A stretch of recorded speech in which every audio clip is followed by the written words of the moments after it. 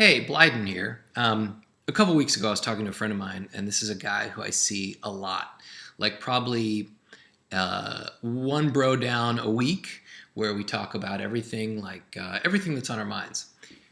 And about a week ago, I was telling him about all of this anxiety I have about global warming, and he was like, "You've never mentioned that before," which was unreal to me. This is someone who I see so often, and we talk about so many different things. I was amazed that I hadn't talked to him about the thing that I worry about the most. I mean, I wake up with a pit in my stomach, worried about climate change and global warming, and what can I do, and how can I use this energy to do something. It was the highest ratio of hanging out with someone to not talking to them about the thing I think about. It was the highest ratio of that disparity that I'd ever experienced. I think I didn't talk to him about it because I didn't want to bum him out, and I don't know how to bring it up and how to say, like, yeah, I'm worried the world's ending. So I've been looking for something to do with this energy. And this brings me to comments on the internet, which is a sewer. It is a disgusting sewer, and I've gone through times where I thought like comments shouldn't be allowed on the internet because it's such a grotesque environment that immediately devolves into something dumb and mean. But a little while ago, I decided that I wanted to start commenting on articles about climate change where someone comments about how climate change isn't happening. I decided I wanted to start arguing with those people. I had this instinct to start getting into arguments and that it would be a valuable use of my time. And so I've started to do it, and I've really enjoyed it. Now I post as me, I post as Blyden. And so that forces me to never be mean to someone and to never be disrespectful. I just try and argue my point and move on. I don't get into a big back and forth. So I'm doing it for a few reasons. I'm doing it, one, because I feel like I can no longer let people who deny climate change, I can't let their assertions go unanswered, because that bums me out, and I don't want people to read an article about climate change and then see someone who's really sure of themselves say, no, it's not happening, and then let that go unchallenged. I think I need to respond to those people at least once. So I've been putting in about a half hour to an hour a day to respond to comments on the internet, and I love it. The other thing is that it's making me a lot better at arguing this topic. People who deny climate change always come up with a fascinating new approach that I've never heard of. So anytime I want to engage someone, I have to research the thing they're talking about, and then I try and respond in an articulate way. I always learn something that I never thought I would learn. And I wanted to start documenting the different things I get out of this practice. So what I'm going to do is talk about the comment that I'm commenting on, the argument that I'm having with someone, what my tactic is in response to what tactic theirs is.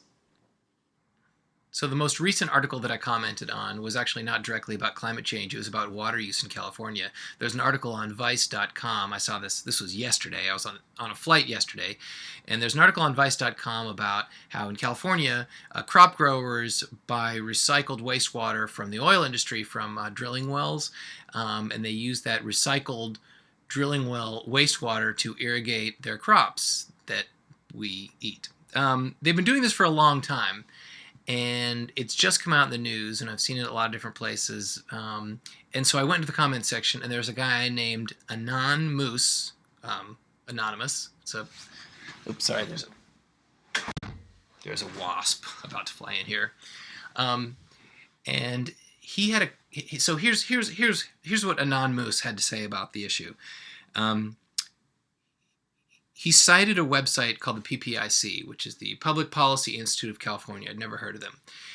Citing their statistics, he said that 50% of the water in California is designated as environmental, 40% is designated as agricultural, and 10% is urban. So those are the different use avenues that the water is allocated for. And he said that the environmental water that's designated as environmental, goes towards things like creating scenic places and protecting delta smelt. This is the point he's making. He then ends by drawing this conclusion that we don't have a water shortage in California, that it's sort of a man-made problem in that it's an allocation problem, not a resource problem. He doesn't come out and say this, but what he's implying is if we simply reallocated this water as not being environmental, that it would be fine for us in California. And this pushed a lot of buttons for me, that he was taking a backdoor approach to attacking environmentalism. I've noticed there are a lot of people who don't like the environmental movement. Anything that has the word environment in it, they don't like it. But I disagree with him on a fundamental level, that the problem we're having in California is a naming problem, that our naming conventions for calling this amount of water environmental use, if we just change the way we named the water, that we wouldn't have a problem. That seems like a dodge to me. And it seems like he's taking the heat off of global warming, which is exacerbating the heat and dry cycles and making droughts more common. He's saying that's not to blame. It's that the environmentalists are using more environmental water to create scenic places and to protect the Delta smelt.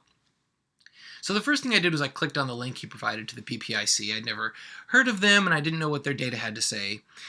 I read a lot of their website and a lot of their reports, and I found that they in no way support his conclusion.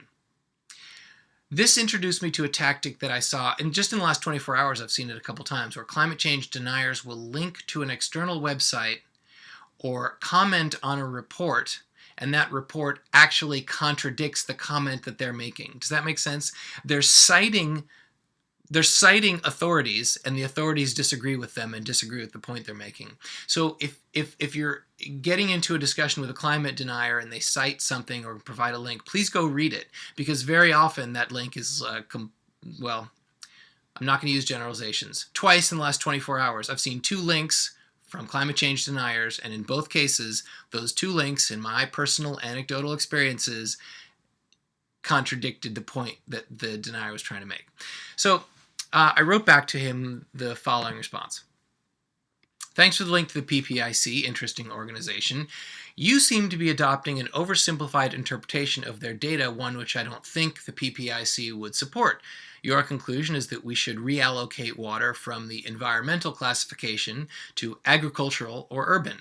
Nothing in their literature suggests this is possible or advisable. Please read the section titled Environmental Water Use is Not Well Understood, specifically the subsection with the heading that says, most environmental water use does not affect other uses. And then I went on to say this. It's odd to me when people invoke efforts to save a single species, such as the Delta smelt, to imply that this effort is somehow insignificant. To me, and I apologize if I'm misreading you here, it comes off as a rhetorical flourish designed to make us feel silly for caring about Delta smelt. A search for Delta smelt returns no results on the PPIC website, so this discussion is now beyond the cited statistics from your post. But it is a fact that the Delta smelt has become a lightning rod for arguments over how water is handled in agricultural areas of California. My guess from your comment is that you don't like the 2007 ruling, which mandated more water for smelt habitat. It's a big topic and not to be glossed over quickly. I know there are a lot of people who don't like this ruling, and there are a lot of people who do. Certainly many conflicting interests at play. Conservative politicians who represent farmers in the affected districts have made dismissive remarks about the smelt being small. It's only a 3-inch fish. Keep in mind that tiny fish are actually more significant because they are small, not less. Tiny animals are a bellwether for larger systems in which they play an integral part. I am not a farmer, so I grant you it's easy for me to side with the smelt. So I went on a little bit of a digression about smelt.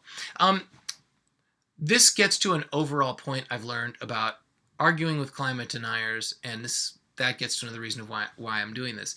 I was really intimidated by climate deniers when I first started reading their comments on the internet because they seem so authoritative, and they seem to know so many different things, studies from different parts of the internet, different statistics that I didn't have a command over. And so I'd read through it, and it seemed like they were wrong, but I wasn't an expert until I realized all they're doing is quickly surfing around, grabbing whatever they can twist into what sounds like an effective denial, and then pooping it into the comments section.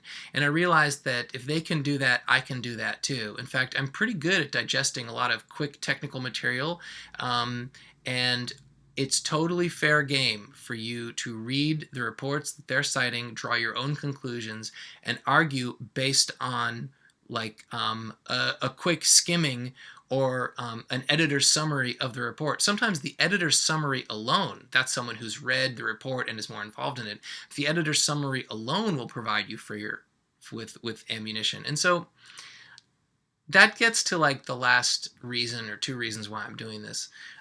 Number one, as I learn how to argue better, I want to share that with people. And the third is that I believe that there is, well, for lack of a better term, there's like an information war happening, and that we all have to take a part in fighting that war. I learned this from a friend of mine who does war for a living. And he talks about how war is about effective time management. Really, you have to be better with your time than the other side. You don't have to be perfect. You just have to be better than the other guy.